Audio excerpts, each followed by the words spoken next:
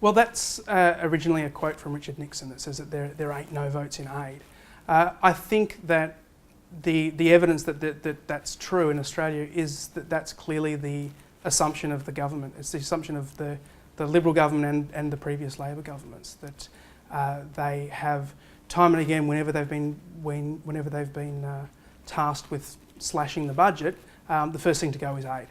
And indeed, in the last round of budget cuts, the single biggest cut was to aid. So how can we change that? I don't know. I hope that it might be something that we could change just by making people aware of precisely how much good well-targeted aid can do.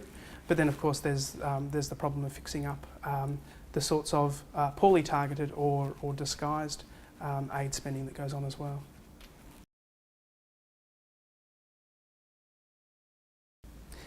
Yeah, so creative accounting is a polite way of putting what the government does with its aid budget. So, for example, most people would assume that aid spending is on delivery of essential services to populations. So we're talking health, we're talking sanitation, vaccinations, building schools, that sort of thing, providing food aid. In fact, a lot of what Australia does with its aid budget counts all sorts of things. For example, the offshore processing of refugees is counted under Australia's aid budget.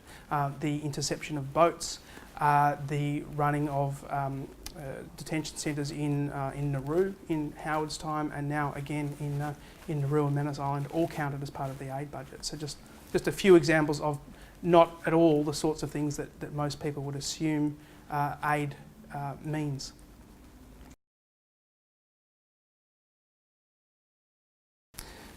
A lot of countries have this same phenomenon of creative accounting. I think that there are very few examples that are as stark as, for example, passing off what is effectively a campaign of deliberate cruelty against asylum seekers, to pass that off as humanitarian aid.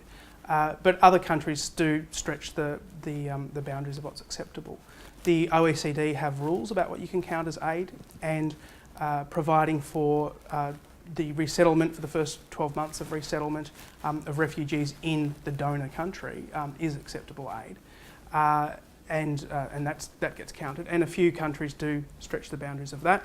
But I don't think anyone does it quite as starkly as Australia does. But other things like paying consultants, using money ostensibly for aid and for infrastructure, but with a view to boosting the ability of that country's businesses to operate in the recipient country, are all examples of creative accounting that are engaged in by countries around the world, not just by Australia.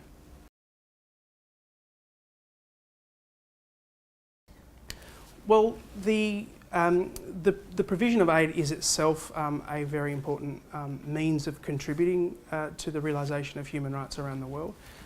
There are obligations in international human rights law, particularly in the International Covenant on Economic, Social and Cultural Rights, to cooperate and for countries that have the resources to cooperate with the countries that don't, provide assistance to them so that they can improve realisation of health and of housing and standards of living and all of the rest of the rights. So it's important in that respect.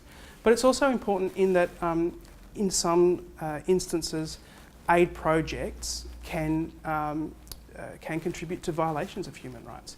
If you've got an infrastructure project that causes people to be forcibly relocated, for example, there are obligations under international human rights law to make sure that any people affected in that way are looked after, that they're set up in conditions that are at least as good as those that they were evicted from, that they still have livelihood, that they still have access to all the essential services, and so on. And so following the requirements of international human rights law when you're engaging in an aid project is really important to make sure that it does good, and not only does it do good, that it doesn't also do harm for other people.